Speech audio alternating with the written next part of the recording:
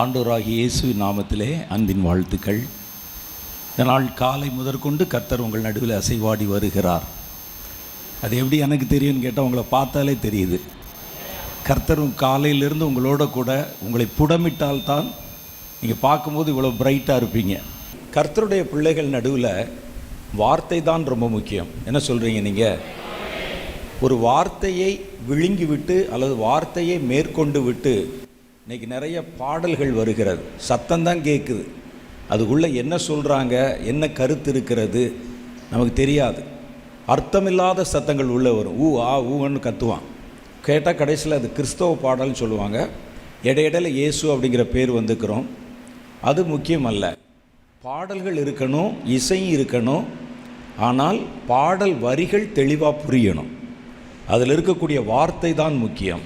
அதே மாதிரி ஒரு கூட்டத்தில் பேசினாலும் ஏதோ சத்தத்தை பெருசாக்கணும் மாதிரி இருக்கக்கூடாது. ஒவ்வொரு எழுத்தும் உங்களுக்கு புரியணும். ஏன்னா கர்த்தருடைய வார்த்தையிலே ஒவ்வொரு எழுத்திலும் எழுத்தின் உறுப்பிலும் தேவனுடைய மகிமை வெளிப்படும். அதனால் அதில் ரொம்ப நம்ம கவனமாக இருக்கணும். அக்டோபர் 1-2 இங்கே செம்பட்டிக்கு வருகிறேன்னு போன வருஷம் டிசம்பர் மாதமே அவர்களுக்கு வாக்கு கொடுத்துருந்தேன். போன வருஷத்துலையே நம்ம சேர்ந்து இனி இந்த ஆயுத பூஜை அந்த நேரங்களில் நம்ம இந்த இடத்துல ரெகுலராக வருஷந்தோறும் கூட்டம் நடத்தணும்னு பேசியிருக்கிறோம். உங்களுக்கு சொன்னாங்களான்னு தெரியலை. நீங்கள் அதுக்காக ஜெபிக்கணும். நம்ம தொடர்ந்து அந்த நாட்களில் கர்த்தருடைய பிரசன்னத்தில் ஒரு 2-3 நாட்கள் காத்திருந்து ஜெபிக்கணும். ஜெபிக்க தான் கர்த்தர் புதிய போக்குகளை, புதிய காரியங்களை வெளிப்படுத்துவார். புதிய மார்க்கங்களை கர்த்தர் புலப்படுத்துவார். அப்போ அதனால் ஸ்டாண்டர்டாக நம்ம பகுதியில் ஒரு மீட்டிங் வரணும். ஜனங்கள் அதன் மூலம் பிரயோஜனப்படவும் கர்த்தரும் தொடர்ச்சியாக அடுத்தடுத்த ஸ்டெப்பில் நம்மை வழிநடத்தவும் உதவியாக இருக்கும். ஏதோ வருஷத்தில் ஒரு முறை அல்லது 4 வருஷத்துக்கு ஒரு தடவை கூட்டம் நடத்தினா கர்த்தர் நம்மை தொடர்ந்து வழி நடத்த முடியாது. ஒரு தொடர்ச்சியாக ஒரு கால இடைவெளியில் கூட்டங்கள் நடத்தப்படணும். நம்ம பகுதியிலே கர்த்தர் அது மாதிரி ஒரு கூட்டத்தை வச்சா எப்படி இருக்கும்? அப்போ நம்மை தேடி அநேகம் பேர் வருவாங்க. நீங்களெல்லாம் அவர்களுக்கு ஊழியம் செய்யலாம், அவங்களுக்கு ஜெபம் பண்ணலாம். அந்த நோக்கத்தில் தான் நம்முடைய பகுதியிலும் கர்த்தர் பேசணும், நம்முடைய பகுதியிலும் கர்த்தர் ஒரு பெரிய அசைவாடுதலை கொண்டு வரணும் அப்படிங்கிற நோக்கத்தில் தான் நீங்கள் பக்கத்தில் வந்து போகிற தூரத்தில் ஒரு கூட்டத்தை ஒழுங்கு செய்திருக்கிறோம். இது எப்போவோ ஒரு தடவை நடத்தப்படுகிற கூட்டம் அல்ல. பிரதருடைய மனசில் கர்த்தர் கொடுத்த ஒரு தரிசனம், ஒரு ஆலோசனை. தொடர்ச்சியாக வருஷந்தோறும் நடத்தணும். அது ஆரம்பத்தில் அற்பமாக தான் இருக்கிற மாதிரி தெரியும், வர வர அது பரிபூர்ணமாகிவிடும் அப்படின்னு கர்த்தர் சொல்லியிருக்கிறதுனால இந்த கூட்டத்தை நம்ம எப்படியும் அவாய்ட் பண்ணக்கூடாது. முதல் கூட்டத்துக்கு வந்துடணும்னு நேற்றே நான் வந்துட்டேன். கர்த்தர் நம்மோடு கூட இடைப்பட்டு பல காரியங்களை பேசுவார். அதனால் நம்ம ஒரு நாள் நம்ம சகோதரர்கள் மூலமாக கர்த்தர் நிறைய காரியங்கள் பேசினார். பாடல்கள், ஆராதனைகள் மூலம் நம்மை அனல் ஏற்றினார். அது பார்க்கும்போதே தெரியுது, இங்கே சூடு அடிக்குது, அப்படி அந்த அளவுக்கு நெருப்பாக இருக்கிறீங்க. அதனால் கர்த்தர் இன்றைக்கி பெரிய காரியம் செஞ்சுருக்கிறார். இன்னொன்று உங்களுக்கு தெரியுமா? கர்த்தர் ஒரு மனிதனை மறுரூபமாக்குவதற்கு 3 நாள் 4 நாள்லாம் தேவையில்லை. வேதம் சொல்லுது, ஒரு இமை பொழுதிலே, ஒரு நொடி பொழுதிலே கர்த்தர் உங்களை மறுரூபமாக்கிடுவாராம். நம்மளை அப்படி கொஞ்சம் கொஞ்சமாக சன்னமாக மாற்றி தம்முடைய சாயலுக்கு அப்படி மாற்றுறது, அது ஒரு டைப் இருக்குது. ஆனால் கர்த்தர் உங்களை மாற்றணும்னு நினச்சிட்டா வேதம் சொல்லுது, ஒரு இமை பொழுதிலே, ஒரு நொடி பொழுதிலே நாம் மறுரூபமாகி அவரோடு கூட இருப்போம் அப்படின்னு பவுல் நமக்கு சொல்லியிருக்கிறார். கர்த்தர் எந்த நொடியிலையும் நம்மை மாற்றி விடலாம், எந்த நிமிஷத்திலும் நம்மை தொட்டு விடலாம். அதனால் நாளைக்கு ஒரு பெரிய நேரம் இருக்கிறது. அதிலும் கர்த்தர் நம்மோடு கூட இடைப்பட்டு பெரிய காரியங்களை பேசி நம்மை வழி நடத்துவார். கர்த்தர் ஒரு நோக்கம் இல்லாமல் எதையும் ஆரம்பிக்க மாட்டார். இந்த இடத்துல தொடர்ந்து ஏதோ கர்த்தர் கிரியை செய்ய வேண்டும் என்று விரும்புகிறார். அதில் தொடர்ந்து நீங்கள் முதல் கூட்டத்திலிருந்து ஒவ்வொரு வருஷ கூடுகைகளிலும் வந்து கலந்து கொண்டால் கர்த்தர் படிப்படியாக உங்களுக்கு சொல்ல வேண்டிய காரியங்களை சொல்லி கர்த்தர் உங்களை ஒரு முழுமையான வடிவத்துக்குள்ளே உங்களை உருவாக்கவும் வளர்ச்சி பெறவும் வைக்க ஏது உண்டாகும். ஒவ்வொரு இடத்துக்கு இடம் வித்தியாசம் இருக்குது. ஒவ்வொரு இடத்திலும் ஒவ்வொரு விதமான வளர்ச்சியை கர்த்தர் வைத்திருக்கிறார். ஒவ்வொரு விதமான கூட்ட ஜனங்களுக்கும் ஒவ்வொரு விதமான இடம் இருக்கிறது. ஒரு ஊட்டி கொடைக்கானல் பக்கம் போனீங்கன்னா, நீங்கள் பக்கத்தில் கொடைக்கானல் இருக்கும், உங்களுக்கு தெரியும், நல்ல பூக்கள் நிறைய மலர்ந்துருக்கும். நம்ம பார்த்தோன்னே ஆசையாக இருக்கும், நம்ம வீட்டில் கொண்டு போய் வச்ச இதே மாதிரி வளர்த்தால் எப்படி இருக்கும் அப்படின்னு ஆசைப்பட்டு தொட்டியை தூக்கிட்டு வந்துடுவானுங்க. கொண்டு வந்து வீட்டில் வச்சிங்கன்னா அடுத்த நாளே கருகி போயிடும். என்ன தண்ணி ஊற்றினாலும் வளராது. காரணம் என்னென்னா, அந்த செடி அந்த இடத்துல தான் வளரணும். அந்த நிலம் என்று ஒன்று இருக்கிறது, வளர்ச்சின்னு ஒன்று இருக்குது. அதனால் திருப்பத்தூரில் ஒரு கூட்டம் இருக்குது, 4 மாடில் கூட்டம் இருக்குது. கர்த்தர் ஏன் இங்கே வைக்கிறார்னா, இங்கே வேறு ஒரு புது விதமான ஜனங்களை கர்த்தர் உருவாக்க விரும்புகிறார். அப்போ இந்த இடத்துக்கு ஒரு தன்மை இருக்குது, அந்த கூட்டத்துக்கு ஒரு தன்மை இருக்குது. இங்கே கர்த்தர் கூட்டி சேர்க்கிற மனிதர்களுக்கு ஒரு தன்மை இருக்குது. எல்லாமே எல்லா இடத்துலையும் விளைஞ்சிருமா? ஒரு தேக்கு மரம் எல்லா இடத்துலையும் விளைஞ்சிருமா? விளையாது. ஒரு ரோஜா பூ அங்கே மலையில் இருக்கிறது வேற ஒரு இடத்துல விளையாது. அப்போ இந்த நிலத்துக்குன்னு கர்த்தர் ஏதோ ஒரு கலர் வச்சிருக்கிறார். இந்த நிலத்திலிருந்து விளைவிக்க கர்த்தர் அதற்கென்று சில புதிய பயிர்களை வைத்திருக்கிறார். அதனால தான் கர்த்தர் உங்களெல்லாம் இங்கே கொண்டு வந்திருக்கிறார். அப்போ நமக்கு கர்த்தர் வாகாக வைத்திருக்கிற இடத்துல நம்ம தொடர்ந்து கர்த்தர் நாட்டின தோட்டத்தில் கடைசி வரை நிலை நின்று கனி கொடுக்கணும். கனி கொடுக்கறது பெருசு இல்லை, கர்த்தர் நாட்டின தோட்டத்திலே கனி கொடுக்கணும். அதான வேதம் சொல்லுது நமக்கு. கர்த்தர் நாட்டின தோட்டத்திலே கடைசி வரை நீ கனி கொடுப்பாயின்னு பாட்டு கூட இருக்குது. அப்போ கனி கொடுக்கும். வழி அருகிலே இருக்கிற மரம் கூட கனி கொடுக்கும். வழி அருகிலே இருக்கிற மரம் கனி கொடுக்கும். அல்லது ஆள் சொந்தக்காரனே இல்லாத மரங்கள் கூட கனி கொடுக்கும். ஆனால் கர்த்தருடைய தோட்டத்துக்குள்ளே நம்ம கனி கொடுக்கணும். அப்போ நம்முடைய கனிகள் கொடுக்க கர்த்தர் கொடுத்த ஒரு தோட்டம்தான் இந்த இடம் என்பதை நீங்கள் மறந்து விடக்கூடாது. அப்போ இந்த தோட்டத்தில் விளைவதற்கு என்று கர்த்தர் ஒரு குறிப்பிட்ட கூட்டத்தை வச்சிருக்கிறார். இந்த இடத்திலிருந்து தோன்றுவதற்கென்று சில குறிப்பிட்ட கனிகளை வைத்திருக்கிறார். இது வேறு இடத்துல விளையாது.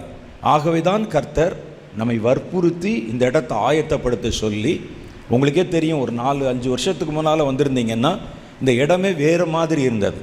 கர்த்தர் அடுத்தடுத்த கட்ட வளர்ச்சிகளை உண்டாக்கி தங்குவதற்கு இடம் கொடுத்து இந்த ஹாலெல்லாம் நல்லா நேர்த்தியாக்கி, இன்னும் இருக்குது வேலை, இப்போ தான் ஆரம்பிச்சிருக்கு. கர்த்தர் ஏன் இதை அடுத்தடுத்து செய்து கொண்டு வருகிறார்னா, கர்த்தருக்கு இந்த நிலமும் தேவை, இந்த நிலத்தில் விதைக்கக்கூடிய விதைகளும் தேவை, இதில் வளர வேண்டிய கனிகளும் தேவை, மரங்களும் தேவை. அதுக்கு தான் கர்த்தர் நம்மை கூட்டி வந்திருக்கிறார். அதனால் நம்ம பல இடங்களில் நடக்கிற கூட்டங்களில் போய் நம்ம சில காரியங்களை கற்றுக்கொள்ளலாம். ஆனால் நமக்குன்னு கர்த்தர் கொடுத்துருக்கிற இடம், நம்ம கால் மிதிக்கக்கூடிய இடத்துல பக்கத்தில் கர்த்தர் நமக்கென்று வைத்திருக்கிற இந்த இடத்துக்குன்னு ஒரு புதிய மகிமை இருக்கிறது, ஒரு வித்தியாசமான மகிமை இருக்கிறது. அதை நீங்கள் இந்த இடத்துல தான் நுகர முடியும். அப்போ இந்த இடத்துல வேறு கொள்ளும்போது தான் அதற்கு ஏற்ற கனியை நம்ம பெற்றுக்கொள்ள முடியும். அப்போ அதற்குன்னு ஒரு கூட்டம், அதற்குன்னு அதை நடத்துவதற்கு ஒரு மனிதர் இருக்கணும். 2 மரங்களை குறித்து நம்ம கர்த்தருடைய வேதத்தில் படிக்கிறோம். வழி அருகிலே இயேசு எரிகோவுக்கு போகிற வழியில் ஒரு காட்டத்தி மரம் இருந்தது. அந்த மரத்தில் நிறைய இலைகள் இருந்தது. அந்த மரம் பட்டுப்போன மரம் இப்போ வரைக்கும் இருக்குது. நீங்கள் எரிகோ பக்கத்தில் போனீங்கன்னா பார்க்கலாம். இதாங்க அந்த மரம் காமிக்கிறான். உண்மையான எனக்கு தெரியாது, நான் பல தடவை பார்த்துருக்கிறேன் அந்த மரத்தை. இப்போவும் பெரிய மரம் இருக்குது.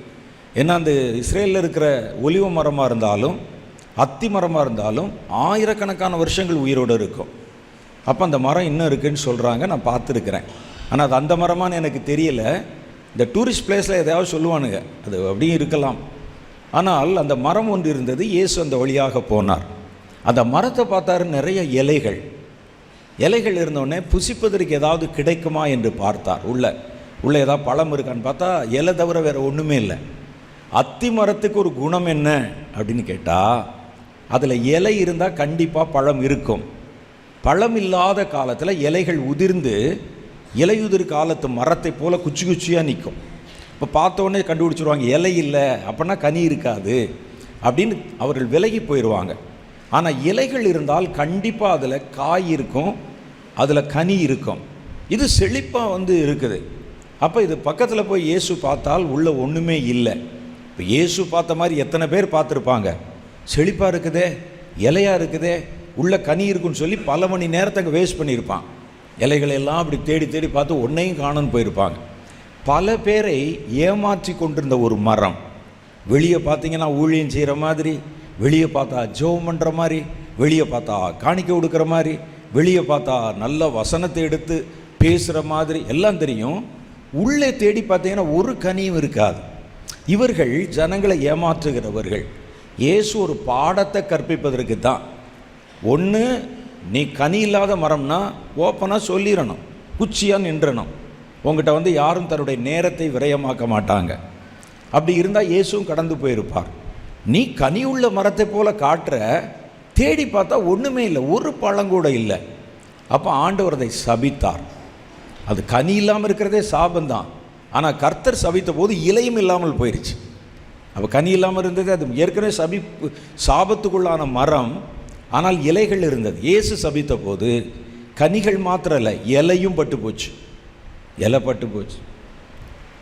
இது ஒரு மரம். உடனே சீஷர்கள் ஆச்சரியப்படுறாங்க, எவ்வளவு சீக்கிரமாக பட்டு போச்சு அப்படின்னு.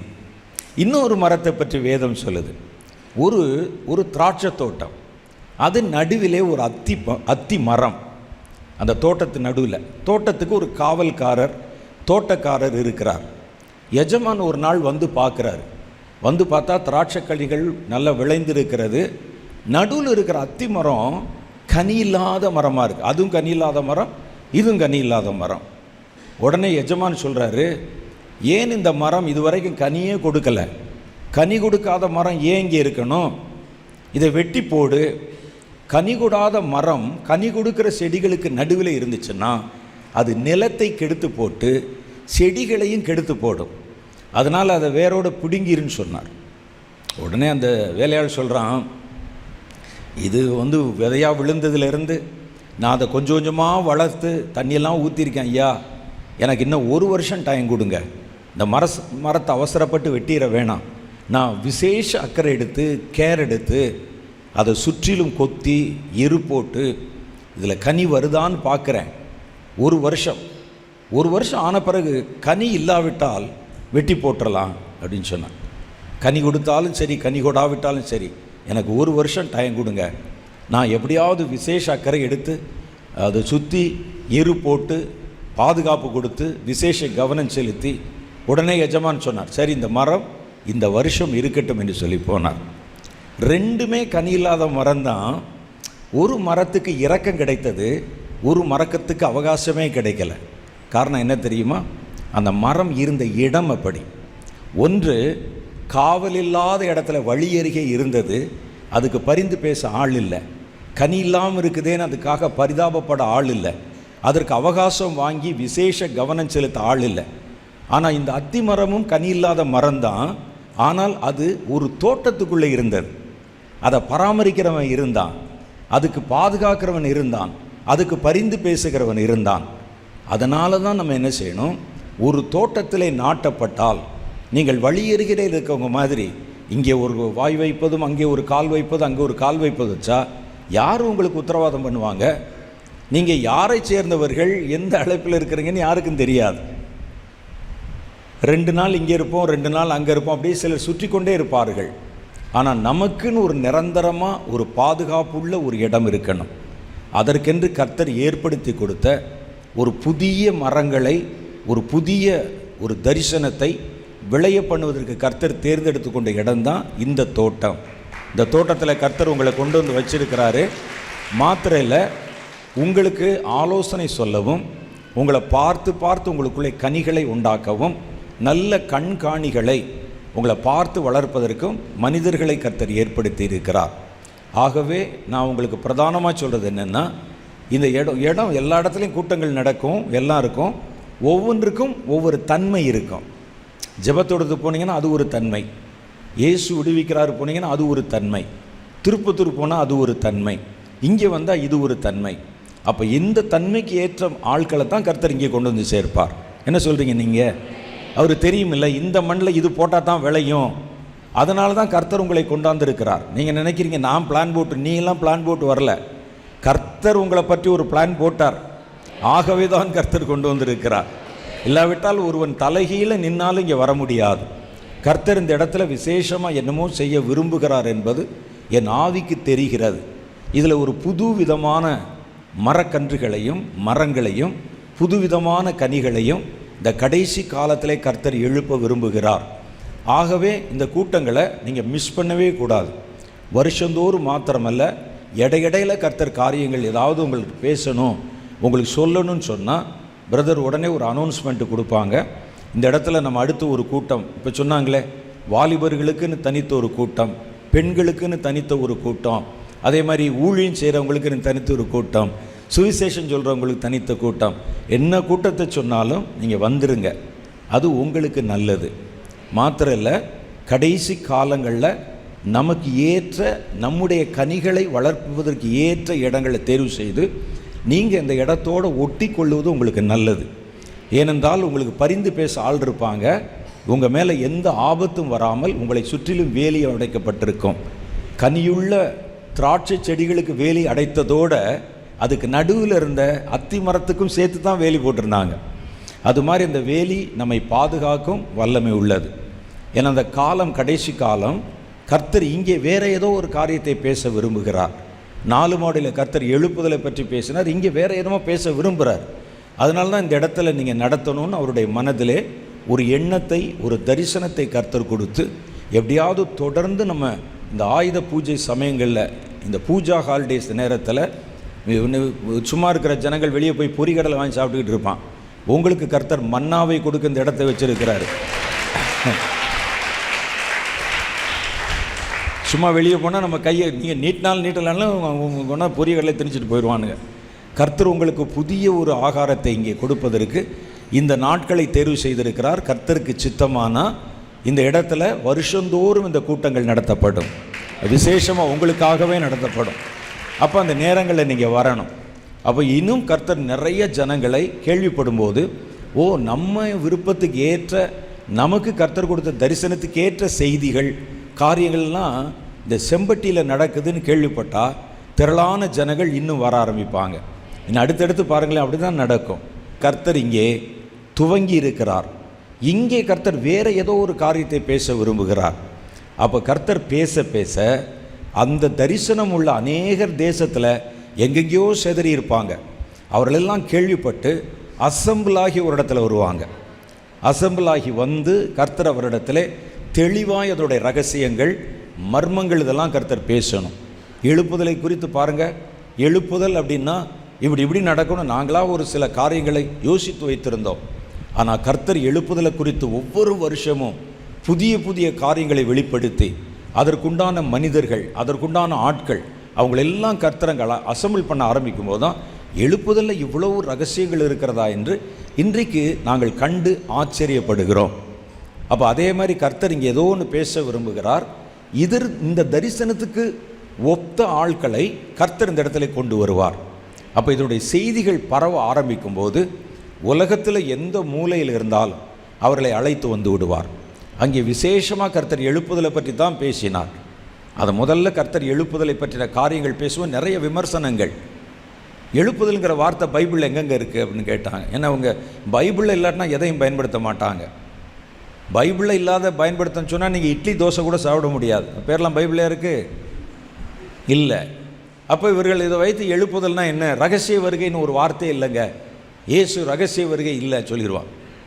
இன்றைக்கி நிறைய பேர், ஒரு பெரிய கூட்டமே இருக்குது, ரகசிய வருகை இயேசு வந்து நம்ம எடுத்துக்கொண்டு அவனு இல்லை, அந்த வார்த்தை இல்லையாம். வார்த்தை இல்லாவிட்டால் என்ன, நான் திருடனை போல வருவேன் கர்த்தர் சொன்னார். திருடனை போல வந்தாலே அது ரகசிய வருகை தான். திருடன் ரகசியமாக தானே வருவான். அப்போ அந்த மாதிரி யாரும் எதிர்பாராத நேரத்தில் திருடன் மாதிரி வருவார். எழுப்புதலை குறித்து எழுப்புதல்ங்கிற வார்த்தை தான் இல்லை ஒழிய நிறைய காரியங்கள், சம்பவங்கள் அதை பற்றி சொல்லப்பட்டிருக்கு. அதெல்லாம் கர்த்தர் ஒன்றொன்னா விளக்கி காமிச்ச போது இந்த எழுப்புதல்ங்கிற வார்த்தையே இல்லைன்னு சொன்னவங்க தான் நிறைய பேர் வந்து உட்கார்ந்துருக்காங்க இப்போது. ஆமாம், எவ்வளோ பெரிய காரியம் அப்படின்னு. அப்போ இந்த வார்த்தைகள் பரவ பரவ இந்த வார்த்தைகளுக்கு உரிய, அதற்கு ஏற்ற ஜனங்களை கர்த்தர் எந்த தேசத்தில் இருந்தாலும் கொண்டாந்து சேர்த்துறார். இந்த விதமான தரிசனத்துக்குரியவர்களை கர்த்தருடைய ஆவியானவர் கூட்டி சேர்ப்பார். அதுபோல் இந்த இடத்துக்குன்னு ஒரு தரிசனம் இருக்குது. இந்த இடத்துல விதைப்பதற்கென்று ஒரு விதமான விதைகள் இருக்குது. இங்கே வளர்வதற்கென்று தனிப்பட்ட விருட்சங்கள் இருக்கிறது. இங்கே கர்த்தர் பேசுவதற்கென்று தனிப்பட்ட உபதேசங்களும் ரகசியங்களும் வார்த்தைகளும் தீர்க்க தரிசனங்களும் இருக்குது. இது வெளிப்பட வெளிப்பட வெளிப்பட இந்த சார்புள்ள இந்த ஜாதி மரங்கள் எங்கே இருந்தாலும் கர்த்தருடைய ஆவியானவர் அவர்களை கூட்டி சேர்ப்பார். நீங்கள் பார்க்கத்தானே போகிறீங்க. அப்புறம் பார்த்தீங்கன்னா உங்களுக்கு உட்காரக்கூட இடம் இருக்காது. முன்னெல்லாம் 350 பேர் இருந்த இடத்துல இன்றைக்கி எப்படி 15,000 பேர் 20,000 பேர் வர்றாங்க, அந்த 350 பேர் எங்கே இருக்காங்கன்னே தெரியல கூட்டத்துக்குள்ளே. அப்போ அவ்வளோ தூரம் அது வளர்ந்து இன்றைக்கி ஒரு பெரிய ஆயத்தமாய் மாறி இருக்கிற போல செம்பட்டியிலும் ஏதோ ஒன்று நடக்கும் என்று என்னுடைய உள்ளுணர்வு எனக்கு சொல்லுகிறது. என் உள்ளுணர்வு என்னமோ நடக்கும். அவங்க பொழுது போகாமல் ஒரு கூட்டம் நடத்துகிறாங்கன்னு சொன்னால் கர்த்தர் என்னையவே போக விட்டுருக்க மாட்டார். நீ எதுக்கு அங்கே போய் என்ன செய்ய போகிற, போயிருன்னு சொல்லியிருப்பார். அப்போ அவர்களுடைய மனசில் கர்த்தர் போட்ட வார்த்தை ஒரு சாட்சி, அவருடைய மனசில் போட்ட தரிசனத்தை நான் ஏற்றுக்கொண்டு வந்தது ஒரு சாட்சி, நாங்கள் அழைத்த போது நீங்களெல்லாம் வந்தது ஒரு சாட்சி. இந்த 3 சாட்சிகளையும் கர்த்தர் இங்கே செய்ய போகிற எதிர்கால திட்டங்களை நமக்கு உறுதிப்படுத்தி காண்பிக்கிறார். என்ன சொல்கிறீங்க? அதுக்கு தான் கர்த்தர் நம்மை அழைத்து வந்திருக்கிறார். அதனால் தொடர்ந்து நீங்கள் இந்த ஊழியத்தோடு ஓடணும். சபைன்னு உங்களுக்கு தனியாக ஒன்று இருக்கும். அங்கே நீங்கள் வாரந்தோறும் ஆராதனைக்கு போகிறீங்க, சபைக்குண்டான கடமைகளை நிறைவேற்றுங்கள். ஆனால் கர்த்தர் இந்த ஊழியத்தோடு உங்களை இணைச்சிருக்கும் போது இந்த தரிசனத்திற்கு ஏற்ற காரியங்களை செயல்படுத்த அவர்கள் அழைக்கும் போது அதில் நீங்கள் உங்களையும் ஈடுபடுத்தி கொள்ளுங்கள். இதுக்கும் சபைக்கும் எந்த சம்பந்தமும் இல்லை. சபை ஊழியம் அதனால் பாதிக்கப்படாது. சில போதகர்கள் பயப்படுவாங்க, ஐயையோ செம்பட்டி போயிட்டா அப்புறம் இனிமேல் இங்கே வரமாட்டான் போல. அப்படியெல்லாம் இல்லை. இங்கே வந்து பல பெரிய காரியங்களை கற்றுக்கொண்டு உங்கள் சபைக்கும் அது பயன்படும்படிக்கு அங்கேயும் அவருடைய கனிகள் வெளிப்படும் என்பதையும் மறந்துடக்கூடாது. அப்போ இனி வருகிற கடைசி காலங்களில் காலத்தை நம்ம அறிந்து கொண்டால் அந்த காலத்துக்கு ஏற்ற காரியங்களை நம்ம செயல்படுத்த ஆரம்பிக்கணும். நம்ம வாழ்கிற காலம் நமக்கு பயத்தை உண்டு பண்ணுகிறது. இதெல்லாம் வேதத்தில் சொல்லப்பட்டது தான். மத்தேயு 24, லூக்கா 21, மார்க் 13 போன்ற அதிகாரங்களிலெல்லாம் கடைசி காலத்தின் அடையாளங்களை பற்றின காரியங்களை இயேசு பேசியிருக்கிறார். கடைசி நாளில் படிக்கும்போது நமக்கு பயங்கரம் தெரியலை, அது நடக்கும்போது தான் அதனுடைய நிதர்சனம் தெரிகிறது நமக்கு. யுத்தங்களையும் செய்திகளையும் கேள்விப்படுவீர்கள். அப்படியா? ஓகே. நம்ம என்ன சினிமாவில் பார்க்குற யுத்தம் மாதிரி நினச்சிட்டோம். உண்மையான யுத்தம் வரும்போது தான் அதனுடைய தாக்கம் என்னன்னு தெரியுது. காசாலேருந்து வெளிவருகிற பல செய்திகளை நீங்கள் பார்க்குறீங்க. பிள்ளைகள் சாப்பிடுவதற்கு உணவில்லை, இடிந்து போன கட்டடங்களுக்கு நடுவில் ஏதாவது மிச்சம் மீதி இருக்குமான்னு பிள்ளைகள் போய் தேடுகிறார்கள். இடிந்து விழுந்த சுவர்களை விலக்கி தங்கள் பெற்றோருடைய மரித்த சடலங்கள் அங்கே இருக்குமான்னு தேடுறாங்க. ஒரு பையன் கையில் மண்ணை எடுத்து தன் வாயிலே போட்டுக்கொண்டு கடைசியில் உங்கள் அடுத்த தலைமுறையை மண்ணை சாப்பிட வச்சுட்டீங்களேன்னு கேட்குற செய்தி நீங்கள் யூடியூப்பில் பார்த்து அதிர்ச்சி அடைந்திருப்பீர்கள். அப்போ யுத்தத்தின் செய்திகளையும் கேள்விப்படுவீர்கள்னு ஒற்ற வார்த்தையில் படித்த காரியம் கண்ணுக்கு முன்னால் நடக்கிறத பார்க்கும்போது எவ்வளோ பயங்கரமாக இருக்குது. அதே மாதிரி வேதத்தில் காரியங்கள் எல்லாம் நம்ம காட்டப்பட்டிருப்பது நாம் காலத்தை அறிந்து கொள்வதற்காக. கர்த்தருடைய பிள்ளைகள் முதல்ல யார் அறிவானோ அறிய மாட்டானோ, கர்த்தருடைய பிள்ளைகள் காலங்களை குறித்து அறிவவர்களுக்கு இருக்க வேண்டும் என்பது அவசியம் என்று வேதம் சொல்லுது. மற்றவன் காலத்தை அறிஞ்சு என்ன செய்ய போகிறான்? அந்த காலத்திற்கு தப்பும் சக்தி அவர்களுக்கு கிடையாது, காலத்தை நிறுத்தும் சக்தி அங்கே கிடையாது. ஆனால் தேவனுடைய பிள்ளைகளுக்கு காலத்தை குறைக்கவும் பயங்கரமான காலத்தை நிறுத்தவும் கூட அதிகாரம் இருக்கிறது. அவைகளிலிருந்து தப்பவும் அதிகாரம் இருக்கிறது. ஆனால் இதில் என்ன பெரிய ட்ராஜடின்னு கேட்டால், காலத்துக்கு தப்பவும் அந்த காலத்தின் ஆபத்துகளிலிருந்து தப்பவும் காலத்தை நிறுத்தவும் அந்த காலத்தின் பயங்கரங்களை குறைக்கவும் அதிகாரம் உள்ள தேவனுடைய பிள்ளைகள் காலத்தை பற்றி கவலையே பட மாட்டான்.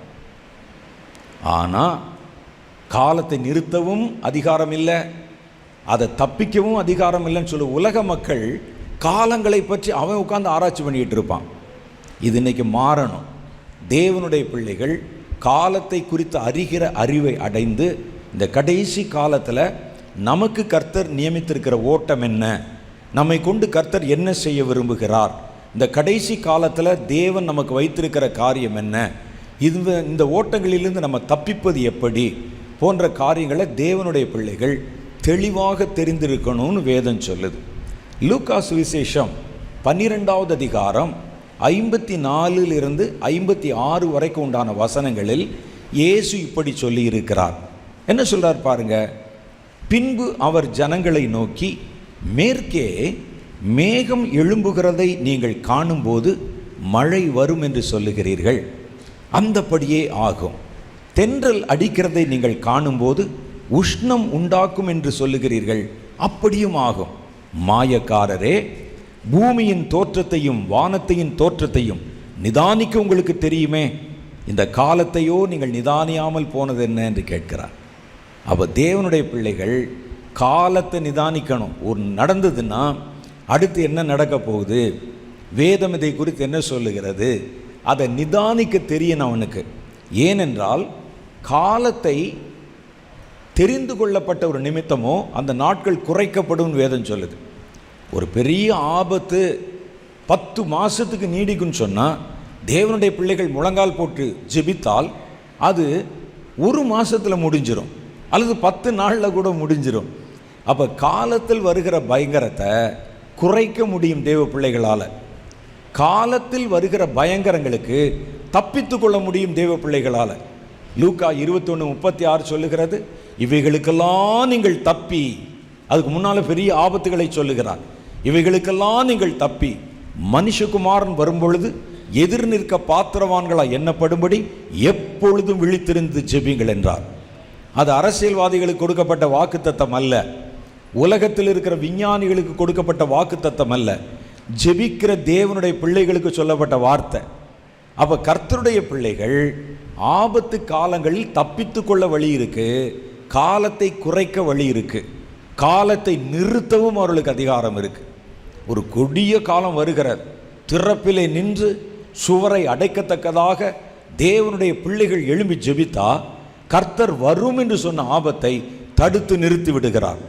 அப்போ நிறுத்த முடியும், தப்பிக்க முடியும், குறைக்க முடியும். ஆனால் நம்ம காலத்தை பற்றி கவலைப்படுகிறது இல்லை. ஆண்டவர் சொல்கிறாரு, மழை மேகம் மேற்கே தோன்றும் போது இன்னைக்கு மழை வரும், மண் வாசனை அடிக்குதுன்னு சொல்கிறீல்ல, அதே போல் தென்றல் காற்று சுமூகமாய் அடிக்கும்போது இன்னைக்கு உஷ்ணம் உண்டாகும் சொல்கிறீல்ல. ஒரு தோற்றத்தை பார்த்து காலத்தை நிதானிக்க முடியுதே. மாயக்காரரே, இனி வருகிற நாட்களை, அதில் நடக்கிற சம்பவங்களை நீங்கள் நிதானியாமல் போவது என்ன என்று கர்த்தர் கேட்கிறார். நம்ம வாழ்கிற இந்த கடைசி காலம் ஆபத்து நிறைந்த காலம். இந்த காலத்தை முதல்ல நம்ம தெரிஞ்சுக்கிறணும். அதிலும் குறிப்பாக தேவனுடைய பிள்ளைகள், அவருடைய குழந்தைகள் சந்ததி இருக்கு பாருங்க, அவைகளுக்காகவாவது நீங்கள் தெரிஞ்சுக்கிறணும். வேதத்தில் சொல்லப்பட்ட கடைசி காலங்களின் பயங்கரங்களை நேருக்கு நேராய் பார்க்க போகிறவங்க நமக்கு அடுத்து வரக்கூடிய சந்ததி, நம்முடைய வாலிபர்கள், நம்ம வீட்டில் இருக்கிற பிள்ளைகள், அவங்க தான் நேருக்கு நேர் பார்க்க போகிறாங்க. நம்மிலும் சிலர் கூட ஒருவேளை பார்க்க நேரிடலாம். ஏன்னா கடைசி காலத்துக்குள்ளே நம்ம நுழைஞ்சிட்டோம். அப்போ அந்த காலங்களுடைய தன்மையை நம்ம பார்க்குறோம், என்ன நடக்குதுன்னு பார்க்குறோம். இப்போ உள்ள காலங்களுடைய தன்மை என்ன தெரியுமா? இந்த நாட்களில் எந்த ஒரு காரியத்தையும் யார் தீர்மானிக்கிறார் நீங்கள் கவனித்து பார்க்கணும். ஒரு அரசியல்வாதி தீர்மானிக்கிறாரா, அல்லது ஆட்சியில் இருக்கிறவர் தீர்மானிக்கிறாரா, ஒரு நாட்டினுடைய தலைவிதி யார் கையில் இருக்குன்னு பார்த்தா இப்போ சமீப காலமாக சோஷியல் மீடியா கையில் தான் எல்லாமே இருக்குது. அவன் ஏதாவது ஒரு காரியத்தை நல்லது நல்லது நல்லது நல்லதுன்னு சொன்னால் ஜனங்களை ஒட்டுமொத்தமாக நம்ப வச்சிடறான். ஒரு நல்லதை பார்த்து இது கெட்டது கெட்டது கெட்டதுன்னு சொல்லி ரீல்ஸ் போட்டு இன்ஸ்டாகிராமில் போட்டு அதையே ட்ரெண்ட் பண்ணால் நம்மை கெட்டது என்று நம்ப வைத்து விடுகிறான். அப்போ இந்த மாயமான காரியங்களை ஜனங்கள் உண்மை என்னவென்று தெரிந்து கொள்வதற்கு இன்னைக்கு சமூக வலைத்தளங்களை பார்த்து நம்புகிறாங்க.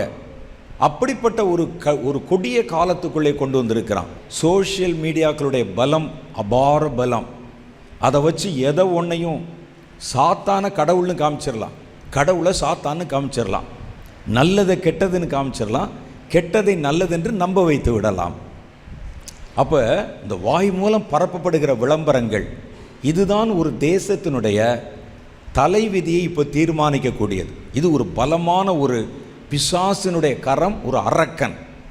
அவன் என்ன செய்கிறான்னா மனிதருடைய மனங்களில் அவர்களை விதைத்து ஒரு காரியத்தை நம்ப வைக்கிறான். அது பொய்யா இருக்கும், நம்ப வைக்கிறான். நீங்கள் நல்லா யோசிச்சு பார்த்தா ஒன்றுமே இருக்காது அதில். இப்போ சாதாரணமாக ஒன்றும் இல்லாத ஒரு சினிமா நடிகர்களை இப்படி கருத்தேற்றம் பண்ணி பண்ணி பண்ணி விளம்பரம் பண்ணி நம்ம அவர்களுக்கு உயிரையே கொடுக்குற அளவுக்கு ஆயிடுறாங்க. நீங்கள் நல்லா யோசிச்சு பாருங்கள், என்ன செஞ்சுருக்கிறாங்க யோசிச்சு பாருங்கள். ஒன்றுமே இருக்காது. ஒரு போலியான ஒரு பிம்பத்தை நம்மை நம்ப பண்ணுவதற்கு சாத்தான் இன்னைக்கு சமூக வலைத்தளங்களை பயன்படுத்துகிறான். அதை பெருவாரியாக இளைஞர்கள் பயன்படுத்தி சமூக வலைத்தளத்தில் சொல்லப்படுறது எல்லாமே உண்மை என்கிற ஒரு நிலைமைக்குள்ளே நம்ம வந்துட்டோம். அப்போ இது எப்படி ஒரு காரியத்தை ஒரு மனிதனுடைய மனதுக்குள்ளே திணிச்சிடுறாங்க, திணிச்சு இதுதான்ங்க உண்மைன்னு சொல்ல வைக்கிறாங்க. அப்போ இதிலேருந்து எப்படி தப்பிக்கிறது? ஆண்டவர் சொல்கிறார், இப்படி ஒரு காலம் வரும், வதந்திகளை நம்புகிற காலம் வரும். வதந்திகளை நம்பாதீங்க, பரப்பாதீங்க. எங்கே இருக்கு வசனம்? கர்த்தர் சொல்லுகிறார், கிறிஸ்து இங்கே இருக்கிறார், அங்கே இருக்கிறார் என்று சொன்னால் ஒருவனும் நம்பி புறப்படாதிருங்கள். வதந்தி, ரூமர். நான் பார்த்தேன், இயேசு அந்த மலையில், சிறு மலையில் உட்கார்ந்துருக்கிறார், உடனே ஓடு, படையெடுத்து ஓடு. நேற்று பார்த்தீங்களா? ஒரு வாரத்துக்கு முன்னால் இஸ்ரேல் தேசத்தில் ராப்சர் வரப்போகுது. அந்த கடைசி எக்கால சத்தம் ஒலிக்க போகுது. இஸ்ரேலில் இருக்கிற எருசலேம் மலையின் மேலே அது ஒலிக்க போகிறது அப்படின்னு ஒரு புரளியை கிளப்பி, நாங்கள் தேசத்தில் எல்லாரும் நின்று ஒரே நேரத்தில் அந்த எக்கால சத்தத்தை முழக்க போகிறோம். அந்த மலைக்கு வந்தவர்களை கர்த்தர் ரேப்சரில் எடுத்துக்கொண்டு போய்விடுவார். அந்த ரகசிய வருகையில் பெரிய கூட்டம் மலை ஏறுறான், கை குழந்தையெல்லாம் தூக்கிட்டு ஏறுறாங்க. இப்போ இருக்குது, நீங்கள் போட்டு பாருங்கள் யூடியூப்பில். இதை நம்ப வைப்பது எது? ஏன் இப்படிப்பட்ட வதந்திகளுக்கு நம்ம இடம் கொடுக்குறோம்? வதந்திகள் உண்மையை பொய்யாய் காட்டுகிறது, நல்லவனை கெட்டவனாக காட்டுது, கெட்டவனை நல்லவனாக காட்டுது. இதுக்கு தப்பிச்சுக்கிறதுக்கு ஒரே ஒரு வழி என்ன? நீங்கள் கேள்விப்படுகிற எல்லாவற்றையும் நம்பாமல் வேதத்தில் அது இருக்குதான்னு பாருங்கள். வேதத்தில் கடைசி காலத்தில் உலகத்தின் சமாதானத்தை எல்லாம் ஒன்று சேர்த்து உலக நாடுகளுக்குள்ளே ஒரு ஐக்கியத்தை கொண்டு வந்து அவர்களுக்கு நடுவில் இருக்கிற பிரச்சனைகளெல்லாம் தீர்க்க கர்த்தர் தம்முடைய தூதனை அனுப்புவார்னு எங்கேயாவது இருக்குதா? இல்லை. அதற்கு மாற்றாக வெள்ளை குதிரையில் ஏறிக்கொண்டு ஜனங்கள் நடுவிலே பொய்யான சமாதானத்தை காட்டுவதாக அந்தி கிறிஸ்து புறப்பட்டு வருவதை வெளிப்படுத்தின விசேஷம் நமக்கு காட்டுது. அப்போ ஒரு காரியம் சொல்லப்பட்டது உடனே நம்பிராதீங்க. அதில் சோஷியல் மீடியாவில் சொன்னால் நம்பிராதீங்க. திடீர்னு ஏதாவது ஒரு பச்சைலையை காட்டி இது நீங்கள் அரைச்சி தலையில் வச்சா முடி காடாக வளரும்னு சொல்லி ஒரு 10 பேர் முடியை விரிச்சு போட்டு நிற்பான். வாங்கி தேய்ச்சிங்க, இருக்கிறதும் போய் வழுக்கு பாற மாதிரி ஆயிடுவீங்க. ஏன்னா என்னென்ன ஆளாளுக்கு பேசுவார்கள், நீங்கள் பார்த்துருப்பீங்களே. இதெல்லாம் அப்படி இருந்துச்சுன்னா இன்னொரு குரூப்பு திட்டமிட்டே சாத்தானுடைய கிரியைகளை தேவனுடைய கிரியைகள் போல காட்டுறவங்க இருக்கிறாங்க. இதற்கு ஒரே ஒரு மாற்று என்ன? இந்த காலத்தை அறிந்து கொண்டால் இந்த காலத்தை குறித்து வேதம் என்ன சொல்லுதுன்னு பார்க்கணும். வேதத்தில் இருந்தால் ஏற்றுக்கொள்ளணும், வேதத்தில் இல்லாவிட்டால் ஏற்றுக்கொள்ளக்கூடாது. கொஞ்ச நாளில் சமூக வலைத்தளத்தில் போடுவாங்க, இயேசு இங்கே இருக்கிறார், நான் பார்த்தேன். ஒரு 10 பேர்கிட்ட மைக்கு நிட்டினோடனே சாட்சி சொல்லுவான், ஆமாம் நான் கூட பார்த்தேன், ஒரு நீளமாக தாடி வளர்த்துருந்தார், திடீர்னு தோன்றினார், மறைந்தார், இந்த மலையில் இந்த கல்லில் தான் உட்கார்ந்தார், கிளம்பிடுவாங்க உடனே வாழ்க்கை. இயேசு அதைத்தான் அன்றே நமக்கு சொன்னார். கடைசி காலம் என்பது வதந்திகளை பரப்புவதும் பரப்பின வதந்திகளை நம்ப வைப்பதும் அதை தீவிரமாய் நம்புவதும். அப்போ நம்முடைய பிள்ளைகளுடைய வாழ்க்கை என்னாகும் யோசிச்சு பாருங்கள். அவர்கள் தேவனுடைய நம்பிக்கையிலிருந்து திரும்பி விடுவார்கள். சபையில் நின்றுட்டு பேசுகிறான், கிறிஸ்தவ பாட்டில் என்னையா இருக்குது, ராகமும் இல்லை, தாளமும் இல்லை, அதில் ஒரு சுவை இல்லை. நிறைய பேர் நினைத்து கொண்டிருக்கிறார்கள் கிறிஸ்தவ பாடல்கள் அதில் தான் நல்ல கருத்துக்கள் இருக்குன்னு. ஏன் சினிமா பாட்டில் எவ்வளோ தத்துவ பாடல் இல்லையா? நல்ல நல்ல கருத்துக்களை சொல்லுகிற பாடல்கள் இல்லையா? நமக்கு புத்திமதி சொல்கிற பாடல் இல்லையா? ஏன் அவைகளை சபையில் பாடக்கூடாதுன்னு ஒரு போதகர் கேட்குறார். ஏன் சபையில் பாடக்கூடாது? நல்ல தத்துவ கருத்து இருக்குதே, அந்த கருத்துக்கள் இருக்கிற பாடலை பாடலாமே. அவர் பாடுறார், பாடி நல்ல இசைக்கருவிகளோடு வச்சு இந்த பாட்டை பாடு, இந்த பாட்டுக்கு அர்த்தம் என்ன தெரியுமா, இது அப்படின்னு சொல்லி பைபிள்லேருந்து 2 வாரத்து அன்று இது இந்த படத்தில் இந்த இசையமைப்பாளர் இசையமைத்த ஒரு பாடல். உடனே ஜனங்கள் நம்புகிறாங்க. நம்பிட்டு அடுத்த முறை பார்த்திங்கன்னா அந்த சபையிலே அந்த சபை போதகர் திரைப்பட பாடல்களை பாடும்போது சபையே சேர்ந்து பாடுது. எல்லாரும் போய் பாட்டு புஸ்தகம் வாங்கி ராகத்தை மனப்பாடம் பண்ணி பாடிட்டு உள்ளே பாடுகிறார்கள். அவங்க என்ன சொல்கிறாங்கன்னா, கருத்துக்கள் எல்லாவற்றிலும் ஒன்று. அதிலும் கிறிஸ்தவ மதத்தில் இருக்கிற கருத்துக்கள் ஒரு சில கருத்துக்கள் மாத்திரம்தான் இதில் இருக்குது. ஆனால் இது சமுதாயத்தில் இருக்கிற பல்வேறு தரப்பட்ட தத்துவங்களையும் கருத்துக்களையும் திரைப்பட பாடல் சொல்லுது. ஏன் பாடக்கூடாது? ஒரு யூடியூப்பில் பார்த்தேன், ஒரு போதகர் ராப்போஜனம் கொடுக்குறார். ராப்போஜனம் கொடுக்கும்போது ஒரு சோக பாட்டு, சமீபத்தில் வந்து சினிமா பாட்டான் அது. அந்த பாடலை இசைக்குழுவினர் பாடுகிறார்கள். பாஸ்டர் மனம் உருகி அழுகிற மாதிரி பாடுறார். அது பாடின உடனே உள்ளே இறங்கி ராப்போஜனம் கொடுக்குறாங்க, கிறிஸ்துவின் அப்பம். இதை பற்றி நீங்கள் என்ன நினைக்கிறீங்க? அதில் தத்துவம் இருக்கிறது என்பதற்காக அதை சபையிலே பயன்படுத்தலாமா? வேதம் சொல்லுகிறது இதெல்லாம் கடைசி காலத்தில் வரும், பொய்யானது உண்மை என்று நம்ப வைப்பாங்க. வேதம் சொல்லுகிறது அந்நிய அக்கினியை தேவாலயத்துக்குள்ளே கொண்டு வராத. அது என்ன அந்நிய அக்கினி? அந்நிய அக்கினியை கொண்டு தேவனுக்கு ஆராதனை செய்யாத. அப்படி செய்கிற ஆசாரியன் கல்லெறிந்து கொல்லப்பட வேண்டும். கர்த்தருடைய வார்த்தை. அந்நிய அக்கினின்னா என்ன? தேவாலயத்தில் எப்பொழுதும் எரிந்து கொண்டிருப்பதற்கு ஒரு நெருப்பை ஏற்றுவார்கள். அது ஒரு பெரிய அக்னி குண்டத்தில் நெருப்பு எரிந்து கொண்டே இருக்கும். அந்த நெருப்பை ஏற்றுவதற்கு முன்னால் தீர்க்கதரிசி மோசே, ஆரோன் இவர்கள் எல்லாம் அந்த நெருப்பையும் நெருப்பு கட்டையும் பிரதிஷ்டை பண்ணி, நெருப்பை பிரதிஷ்டை பண்ணி தேவன் அவர்களுக்கு இதெல்லாம் கற்றுக் கொடுத்தார். இப்படிலாம் செய்யணும், இந்த எண்ணெயை ஊற்றணும். அந்த நெருப்பை முதல்ல ஏற்றி வைப்பாங்க. அந்த தேவாலய நெருப்பு. இந்த ஆசாரியர்களுடைய பிள்ளைகளுக்கு என்ன வேலை? ஆசாரிய கூட்டத்துக்கு என்ன வேலைன்னா, அந்த தீயை அணையாமல் பார்த்து கொள்ளணும். அதில் கட்டைகளை போட்டுக்கிட்டே இருக்கணும். ஒரு நாள் கூட அணையக்கூடாது. நெருப்பு எப்போவுமே அதில் இருக்கணும். தேவாலய நெருப்பு. இந்த நெருப்பை எடுத்து தான் தேவாலயத்தில் செய்யப்படுகிற நெருப்பு சம்பந்தமான எல்லா வேலைக்கும் பயன்படுத்தணும். ஒரு தேவாலயத்தில் இருக்கிற தீபத்தை எரிக்கன்னா கூட இதிலிருந்து தீயை வச்சு தான் எரிக்கணும். அங்கே வந்து நம்ம கொடுக்கக்கூடிய சர்வாங்க தகன பலி, தகனம் பண்ணுகிற பலி, தகனம்னா எரியூட்டுவது, தகன பலி, இந்த பலிகளை செலுத்தும் போது தேவாலயத்தினுடைய நெருப்பை தான் வைத்து அந்த பலியை செலுத்த வேண்டும். வேற நெருப்பு கொண்டாந்துடக்கூடாது. அப்போ கர்த்தர் சொல்கிறார், ஒருவேளை இந்த ஆசாரியர்களுடைய அஜாக்கிரதையினால் தீ ஏற்ற முடியாமல் போச்சு, அணைஞ்சு போச்சு, ஆனால் இன்றைக்கி ஒரு சர்வாங்க தகன பலி செலுத்தணும், என்ன செய்வது என்று ஒரு நிலைமை வந்துச்சுன்னா, நீ அக்கம் பக்கத்தில் போய் வீட்டில் கடன் வாங்கிட்டு வந்து கொஞ்சம் தீ கொடுங்கன்னு நெருப்பை வாங்கிட்டு வந்து உள்ளே போடக்கூடாது. அப்படி எரியூட்டுகிற நெருப்புக்கு பேர் தான் அந்நிய அக்கினி. இந்த அந்நிய அக்கினியை கொண்டு வந்து தேவாலயத்தில் எரியூட்டுகிறவன் சபிக்கப்படட்டவன், அவன் கல்லெறிந்து கொல்லப்பட வேண்டும் என்பது தேவனுடைய தீர்ப்பு. பார்த்தா ரெண்டுமே தீ தான். நம்ம என்ன சொல்லுவோம்? தேவாலயத்து தீயில கையை வச்சாலும் கை சுடுது, அந்த வெளியே இருந்து கொண்டு வந்த தீயில கை வச்சாலும் கை சுடுது. இதுலையும் சமைக்க முடியும், அதுலேயும் சமைக்க முடியும். தீ தானங்க என்று நம்ம சொல்லுகிறோம். ஆனால் வெளித்தோற்றத்துக்கு தீ மாதிரியே இருந்தாலும் அது தேவனுக்குரியதென்றும் அந்நியமானது என்றும் கர்த்தருடைய கண்கள் அதை வேறு பிரித்து பார்க்கிறது. இது பிரதிஷ்டை பண்ணினது, இது அபிஷேகம் பண்ணப்பட்டது, இது கர்த்தருக்குரியது. இது ரெண்டுமே வந்து பாட்டு தான். இப்போ பிரதர் பாடுறாரு, சிஸ்டர் பாடுறாங்க, அதுவும் பாட்டு தான். சினிமாவில் பெரிய பெரிய பாடல்கள் பாடுறான், அதுவும் பாட்டு தான். அதுலேயும் ராகம் இருக்குது, அதுலேயும் தாளம் இருக்குது, அதுலேயும் சுதி இருக்குது, எல்லாம் இருக்குது. ஆனால் இது வேற, அது வேற. இது தேவனுடைய ஆவியினால் நிரப்பப்பட்டது. இது தேவாலயத்தில் பயன்படுத்துவதற்காக தேவனால் அருளப்பட்டது. தேவாலயத்தில் எரிகிற நெருப்புக்கு சமானமானது. ரெண்டும் தீதானன்னு சொல்லிட்டு நீங்கள் பாட்டு உள்ளே கொண்டு வந்துடக்கூடாது. ரெண்டும் பாட்டு தானங்க, ரெண்டுலையும் கருத்து இருக்குன்னு உள்ளே கொண்டு வந்துடக்கூடாது. இது நான் சொல்லலை, கர்த்தருடைய வேதம் சொல்லுகிறது. அப்போ இதெல்லாம் நம்ம எப்படி கண்டுபிடிக்கிறது? அப்போ நமக்கு சுற்றிலும் நமக்கு சொல்லப்பட்டு கருத்தேற்றம் பண்ணி வைக்கிறாங்க பாருங்க, நம்ம நம்ப வைக்கிறாங்களே. இந்த விஷயங்களில் வெகு கவனமாக நடக்கணும். அதனால தான் நம்ம காலத்தை முதலில் அறிந்து கொள்ளணும்.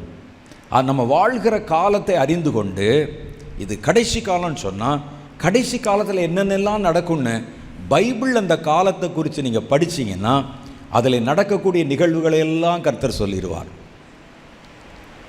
எல்லாம் கர்த்தர் சொல்லிடுவார். யுத்தங்களை கேள்விப்படுவீர்கள், யுத்தங்கள் நடக்கும். அதே காலத்தில் அடுத்து என்ன வரும்? பஞ்சங்களை கேள்விப்படுவீர்கள், கொள்ளை நோய்களை கேள்விப்படுவீர்கள். கர்த்தர் சொன்ன அடுக்கடுக்கான காரியங்கள் அங்கே காட்டப்படும்.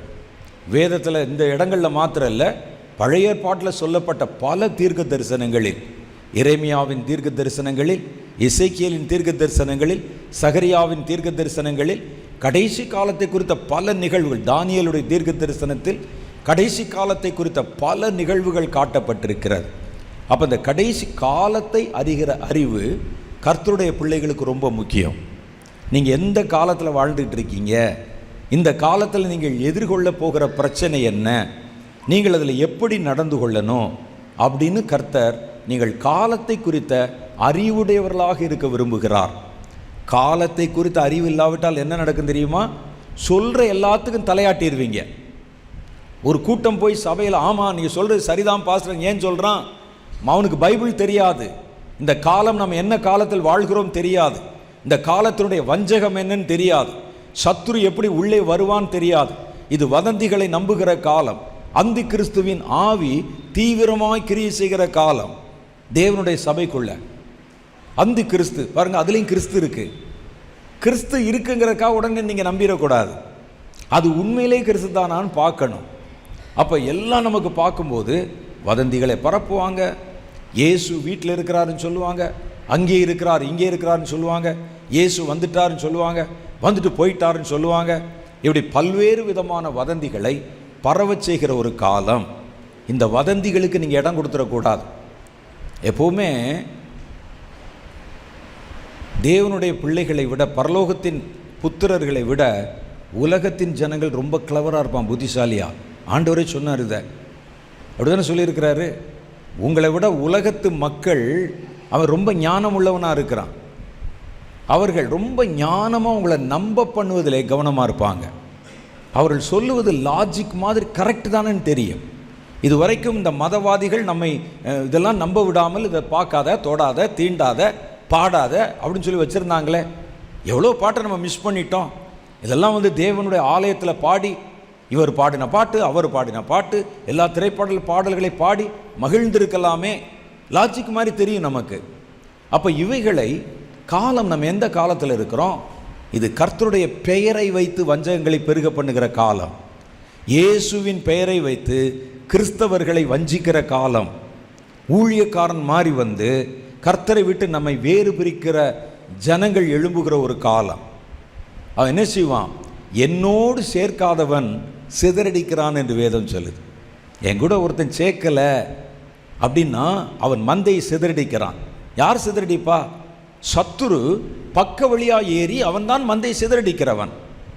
அப்போ ஒரு ஊழியக்காரனை பார்த்த உடனே, அடே அப்பா எவ்வளோ அழகாக இருக்கிறாரு, டை கட்டியிருக்கிறாரு, கோட்டு போட்டிருக்கிறாரு, நுனி நாக்கில் இங்கிலீஷ் பேசுகிறாரு, எவ்வளோ அப்படின்னு நம்ம யோசிக்கக்கூடாது. அவருடைய ஊழியம் கடைசியில் எங்கே போய் முடியுதுன்னு நம்ம யோசித்து பார்க்கணும். ஏனென்றால் இந்த காலத்தில் ஆட்டுத்தோலை போர்த்து கொண்டு ஊழியக்காரன் மாதிரியே வருவான். அப்போ நம்ம எப்படி கண்டுபிடிக்கிறது? ரொம்ப ஞானமாக பேசுகிறான் ஐயா, ரொம்ப அழகாக பேசுகிறானே, எப்படி கண்டுபிடிக்கிறது?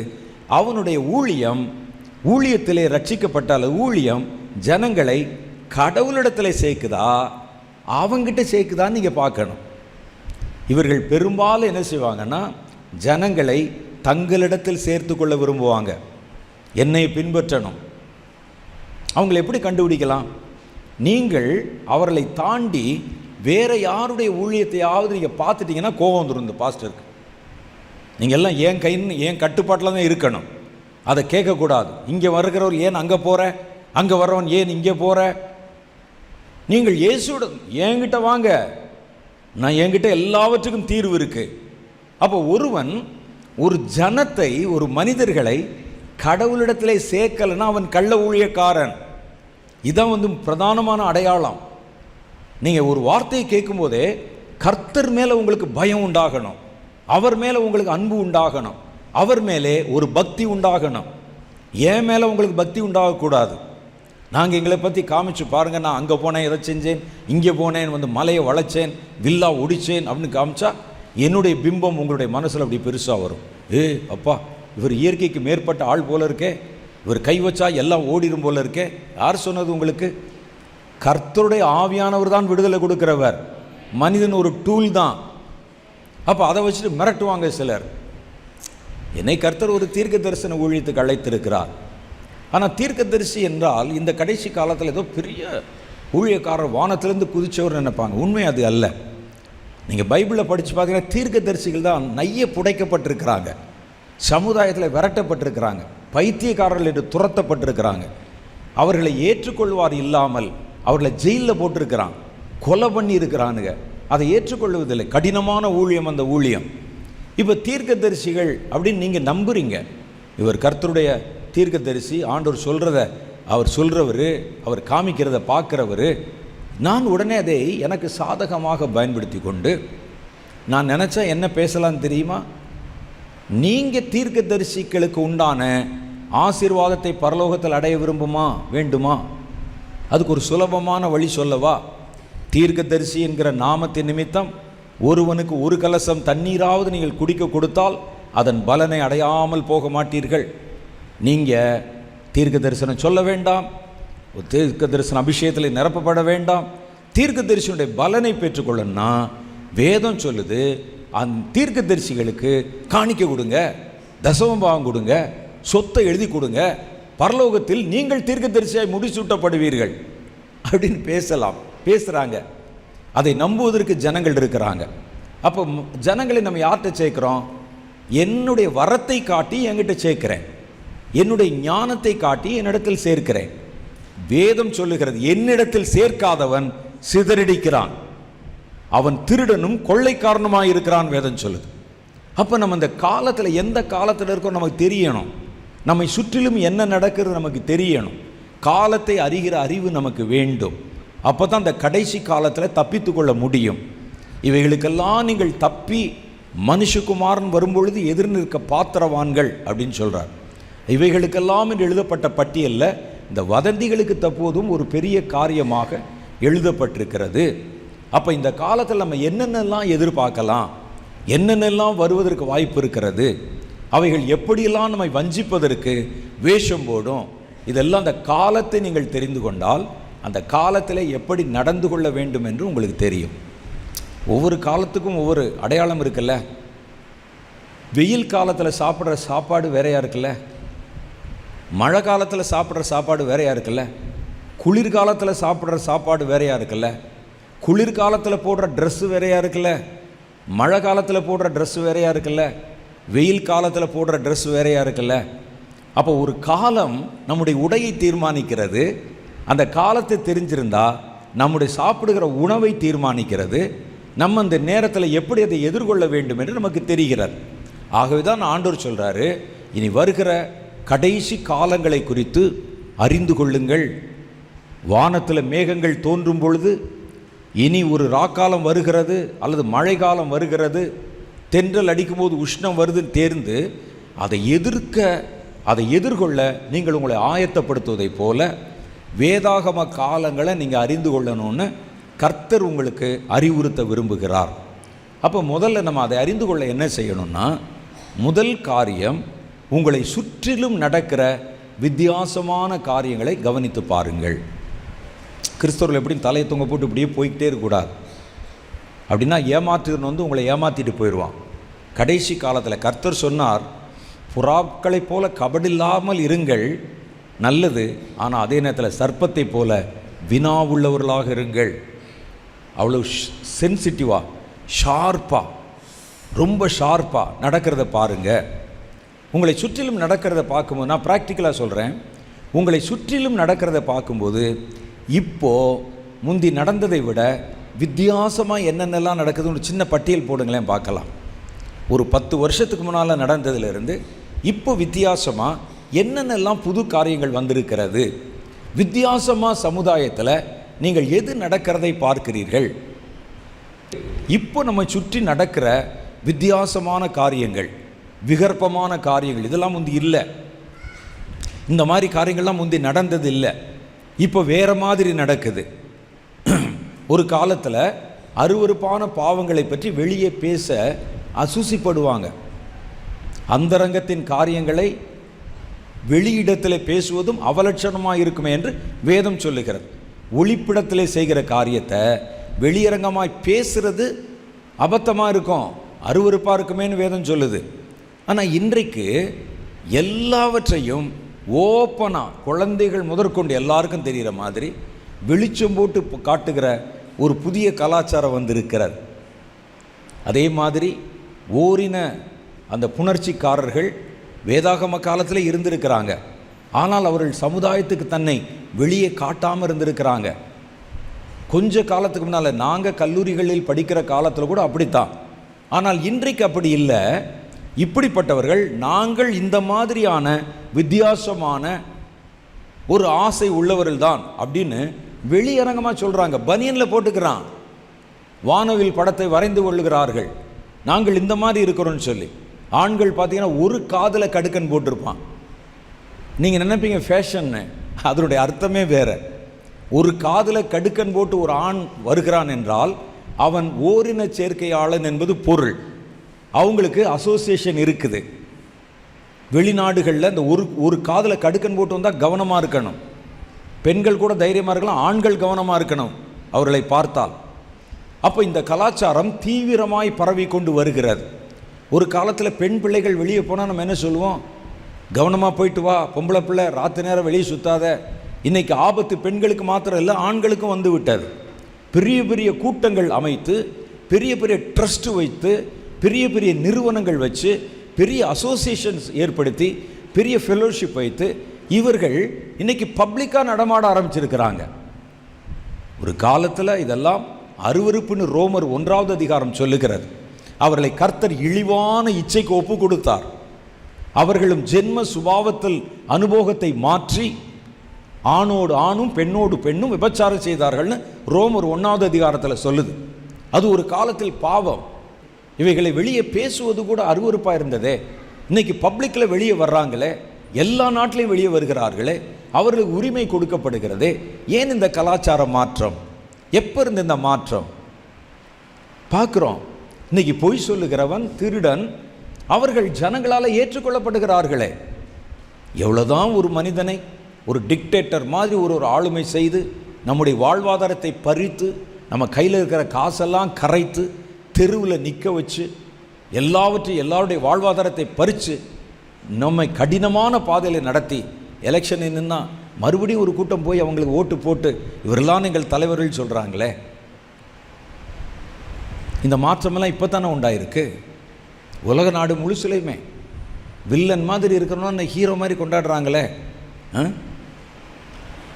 இவைகளை ஏற்றுக்கொள்ளுகிறார்களே. பொய் சொன்னால் நம்புகிறானே, பொய்யை பேசினா நம்புகிறார்கள், பொய்யான வாக்குறுதிகளை சொன்னால் நம்புகிறார்கள். இதெல்லாம் பார்த்தீங்கன்னா சமீபத்தில் உண்டாகிற மாற்றங்கள். நான் 1-2 உங்களுக்கு நான் சொல்லியிருக்கிறேன். நீங்கள் கொஞ்சம் உட்காந்து யோசிச்சு பாருங்கள்.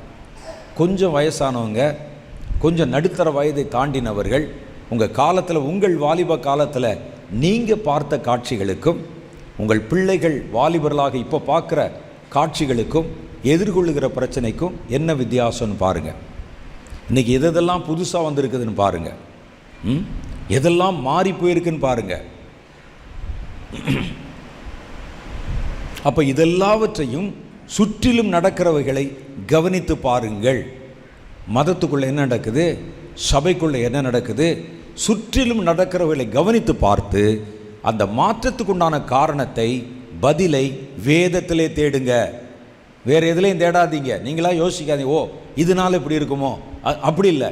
ஒரு காரியத்தை நீங்கள் பார்த்துட்டா வித்தியாசமாக இப்படி ஒன்று புதுசாக வந்திருக்குதே, ஒரு புது கலாச்சாரம் வந்திருக்குதே, ஒரு புதிய காரியத்தை சொல்கிறாங்களே, இது ரொம்ப ட்ரெண்டாக தீயாக பரவி கொண்டு வருகிறதே, வேதத்தில் இதை பற்றி என்ன சொல்லியிருக்கு, வேதத்தில் தேடுங்க. அதை வேதம் நிராகரித்தால் நிராகரித்து விடுங்கள். வேதம் அதை குறித்து உங்களை எச்சரிக்கை செய்தால் அதில் எச்சரிக்கையாக இருங்கள். காலத்தை குறித்து அறிகிற அறிவு நமக்கு வேணும். கண்டிப்பாக வேதம் சொல்லுகிறது. கிறிஸ்தவர்கள் எப்போ அலர்ட்டாக இருக்கணுமா? வேதம் சொல்லுது மத்தேயு 24:15 பாழாக்குகிற அருவருப்பை குறித்து தானியேல் தீர்க்கதரிசி சொல்லி இருக்கிறானே. மத்தேயு 24:15 பாழாக்குகிற அருவருப்பு பிசாச குறித்து தானியேல் தீர்க்கதரிசி சொல்லி இருக்கிறானே. வாசிக்கிறவன் சிந்திக்க கடவன். நம்மில் நிறைய பேர் வாசிக்கிறவங்க இருக்கிறோம், சிந்திக்கிறவர்கள் குறைவாக இருக்கிறோம். வாசிக்கிறவன் சிந்திக்க கடவன். அந்த பாழாக்கும் அருவருப்பு பரிசுத்த ஸ்தலத்திலே நிற்க காணும்போது, கடைசி காலத்தின் அடையாளம் இந்த அருவருப்பானவைகள் பரிசுத்த ஸ்தலத்திலே நிற்க காணும்போது உடனே அந்த இடத்தை விட்டு ஓடிப்போங்க, தேசத்தை விட்டு ஓடிப்போங்க, அந்த இடத்தை விட்டு வெளியே வந்து விடுங்கள். இன்னைக்கு எங்கெங்கெல்லாம் பாழாக்குகிற அருவருப்பு, எது முதல்ல பரிசுத்த ஸ்தலம்? தேவனை குறித்து அறிவிக்கிற இந்த ஆல்டர் ஒரு பரிசுத்த ஸ்தலம். சபைகளில் தேவனை ஆராதிக்கிற இடம் பரிசுத்த ஸ்தலம், ஊழியங்கள் பரிசுத்தமான தேவனுடைய பிள்ளைகள் இருக்கிற ஸ்தலம், தேவனை ஆராதிக்கிற தேவனுடைய வீடு, ஜெப வீடு பரிசுத்த ஸ்தலம். இங்கெல்லாம் பாழாக்குகிற அருவருப்பு வந்து நிற்கிதான்னு பாருங்க. வந்து நின்றுச்சுன்னா நீங்கள் பாரம்பரியத்தை பற்றி பேசிகிட்டு இருக்காதீங்க. நாங்கள் எத்தனையோ வருஷம் இங்கே குப்பை கொட்டி கொண்டிருக்கிறோம், இதில் என்ன நடந்தாலும் சரி நாங்கள் இந்த இடத்த விட்டு வெளியே போக மாட்டோம். எங்கள் போதகர் அருவருப்பை பேசினாலும் சரி, அருவருப்பை பிரசங்கம் பண்ணாலும் சரி, அருவருப்பை குறித்து அவருக்கு சாதகமாக பண்ணாலும் சரி, இல்லை, வேதம் சொல்லுது அவைகள் நிற்க காணும் பொழுது ஜாக்கிரதைப்படுங்கள், கடைசி காலத்தில் வந்துட்டோம் அப்படின்னு. அப்போ இவைகளை நாம் எப்படி எதிர்கொள்வது? தேவனுடைய காரியத்தில் அதை எதிர்கொள்ளுகிற பகுத்தறிகிற ஞானத்தை எப்படி பெற்றுக்கொள்வது? இது கடைசி கால தேவனுடைய பிள்ளைகளுக்கும் கடைசி கால குடும்பங்களுக்கும் மிகவும் அத்தியாவசியமான காரியம். கர்த்தர் இந்த நாட்களில் நம்ம ஒவ்வொரு சாத்தானுடைய கிரியைகளையும் தேவனுடைய கிரியைகளையும் பகுத்து எதை பின்பற்ற வேண்டும், எதை விட்டு விலக வேண்டும் என்று தெரிந்து கொள்ளுகிற புதிய ஞானத்தையும் புதிய அபிஷேகத்தையும் இந்த நாட்களிலே பெற்றுக்கொண்டு இந்த இடத்தை விட்டு கடந்து போக போகிறோம். அல்லேலூயா. வெளியே பார்த்தா எல்லாம் ஒன்று மாதிரி தான் இருக்கும், உள்ளே நுழைஞ்சு பார்த்தா தான் எது தேவனுடையது எது சாத்தானுடையது என்று தெரியும். அதை தெரிந்து கொள்ளுகிற ஒரு தேவனுடைய வல்லமை, புதிய கண்கள், புதிய தரிசனம், புதிய பார்வை, இதை குறித்து அறிந்து கொள்ளத்தான் கர்த்தர் இந்த நாட்களிலே நாம் ஆரம்பித்திருக்கிற முதல் கூட்டத்தில் கர்த்தர் உங்கள் ஒவ்வொருவரையும் கடைசி காலத்தினுடைய வஞ்சகங்களை பார்க்கும் கண்களை பிரகாசமாய் திறக்க போகிறார். கர்த்தர் உங்களை எவனும் வஞ்சிக்க கூடாதபடி கடைசி காலத்தின் உணர்வுள்ள ஆவியினால் கர்த்தர் உங்களை நிரப்ப விரும்புகிறார். பெரிய காரியத்தை செய்வார். அல்லேலூயா.